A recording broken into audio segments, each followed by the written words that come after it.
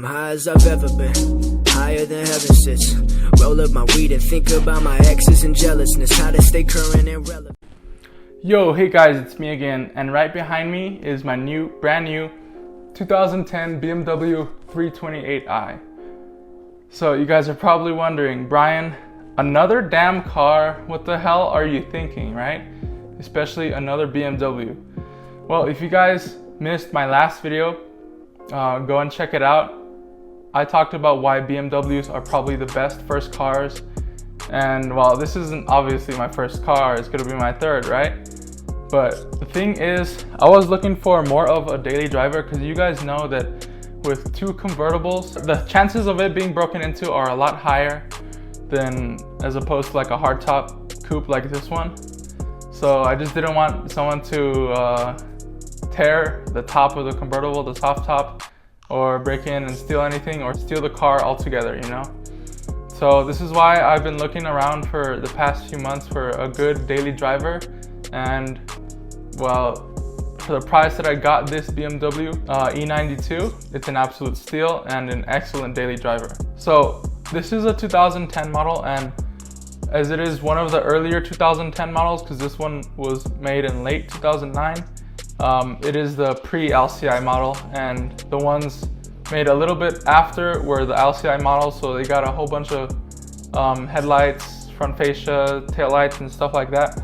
All of that got upgraded. Unfortunately, this one didn't, but that's okay, honestly. It really doesn't matter. But this car, at the price, I got this car for under $5,000, believe it or not. And this is a 2010. So my old BMW, the E46 convertible, that one is a 2005. So this one is 5 whole years, model years at least, newer than that one over there. So there's a lot of cool new modern stuff on the inside, as well as within the engine bay to make this car a lot faster than that old one. So this car does come with the N51 engine, which is one of the last straight six naturally aspirated BMWs that they've ever made. If you guys want to know more about the reliability on these kind of engines of the straight sixes, the naturally aspirated ones, go watch my previous video where I talk about everything about owning a BMW and why it's a good first car. So this thing with the N51 motor puts out like 230 horsepower, which is kind of a lot more than my old 2005 E46 325 Ci. That thing only has like 190 horsepower. And honestly, that car is kind of slow, especially with it being a convertible with like the pop-up roll bar in the back. The convertibles do actually weigh more than the standard coupes. So this car does weigh a little bit less than my old car, and it does have more power. So it is actually a lot quicker. It's not insanely fast. If you want something insanely fast, you'd probably go for a 335i, but let me tell you guys, in my search for a good daily driver, I test drove a few 335i's, and they're basically dog shit. The ones with the N54 engine, they're so unreliable. The one that I test drove with my cousin, it was more expensive than this car by over $1,000. It was older, the mileage was around the same, but the car was already in limp mode when we took it to a test drive. So I'm like, okay, limp mode, whatever, that can be something, could be a water pump or something, right? But we drove it and the car was literally, there was smoke. It was smoking from the engine bay and it was making some weird ass sound, and because of it being in limp mode, so no boost. So what's the purpose of really getting a 335i if it's gonna be broken all the time, you know? It's the purpose of having the twin turbos. So I went ahead and just looked for a naturally aspirated 328i, like this one behind me, and I finally found one for the right price. Now you guys can already probably notice here on the front fender, there is a hole, and these things are plastic. You can probably hear it right now. So these things can break easily if they're struck by like a rock or an object at very high velocity or whatever. So the whole fender, it's cracked, you guys will see, and it'll probably need to be replaced. The other fender also, the paint is fading, and the bumper alignment can be a little bit better. The previous owner told me their daughter or whatever hit the curb with the bumper, so it's not exactly 100% fitment. But it does have these cool Option Lab wheels. I've never heard of Option Lab. I've never even seen any of these wheels, but honestly, these things look real nice. These are 18 inches, not as big as I would want for an E92, but these wheels are actually kind of nice. They're like this gunmetal matte or satin gray, real nice, shadow gray looking. And it does have these MGP caliper covers in black. I'd probably spray them red, so I might do that. But these wheels, these things poke out of the tires a bit, and I'm not too sure if that's a good thing or not. I mean, it looks kind of cool, but you can probably see there's a little bit of curb rash all around. Not probably because they actually hit a curb, the previous owners, but mainly because it is sticking out like a good fingertip from the tire, which is a little bit concerning. And in the back, also the same. And there's only 225 tires in the back, which I was actually kind of surprised. So I might want to get some new wheels for that. I prefer like the E92 style M3 wheels. I'll probably throw a photo up right now. Those things look real nice, make it look like an M3. So, but yeah, this car does have its faults. Mechanically, it's really almost perfect. The previous owner told me everything. He was very honest about everything, about all the stuff he's done to it. A lot of the stuff under the engine bay has been replaced. So the valve cover gasket, those things tend to leak. So it's replaced. The electronic water pump, the alternator has been replaced. The coolant tank, a bunch of other stuff. And of course, the oil changes have been very maintained, been scheduled regularly.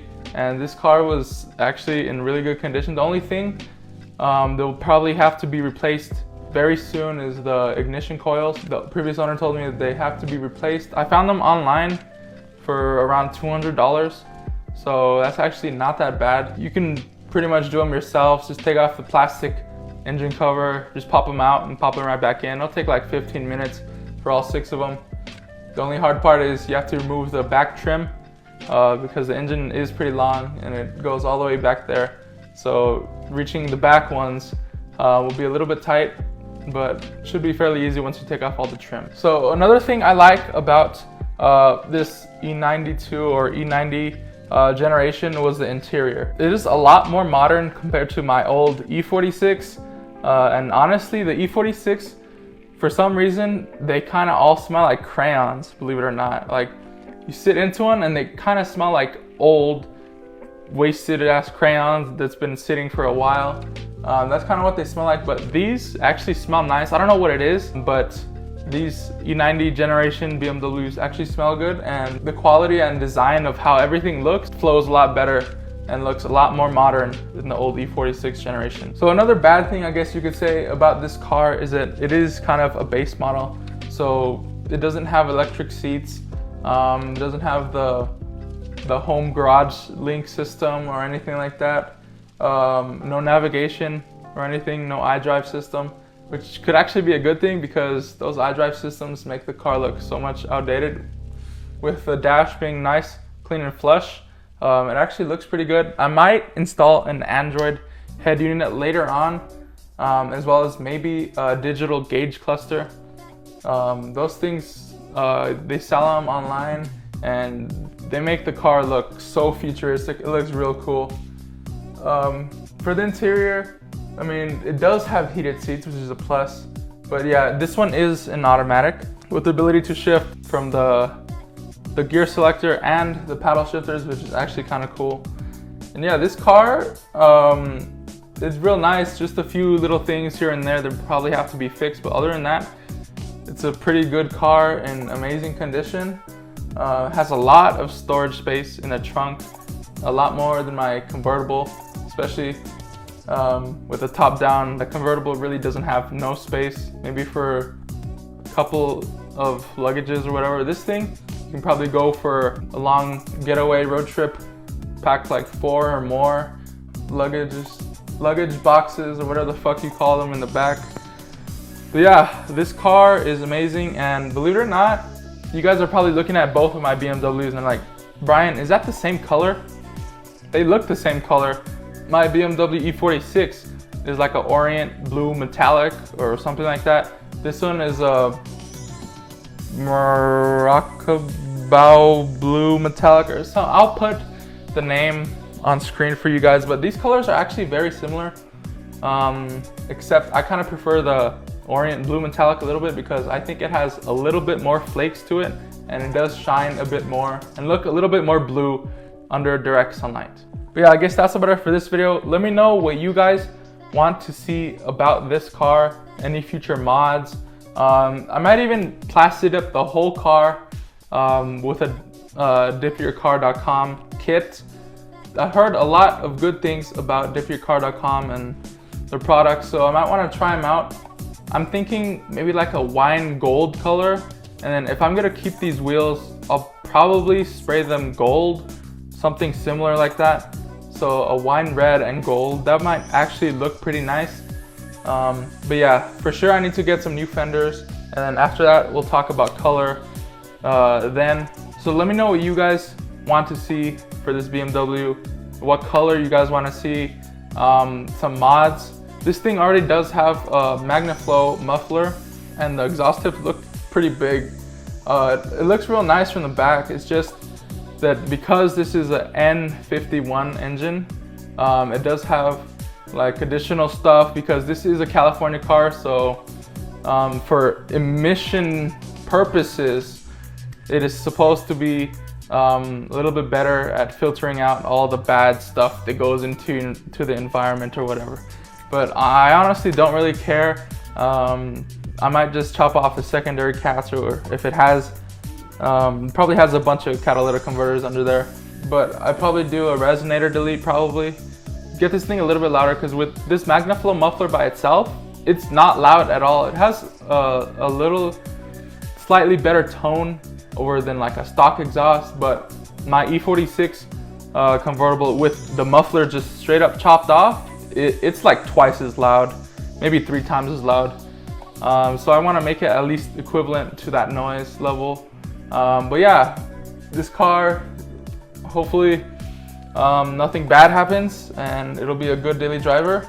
And I was thinking about doing performance mods to like my E46 convertible, but really, why do performance mods on a car like that when I can just buy something that's pretty similar with a little bit more power, and it is newer, right?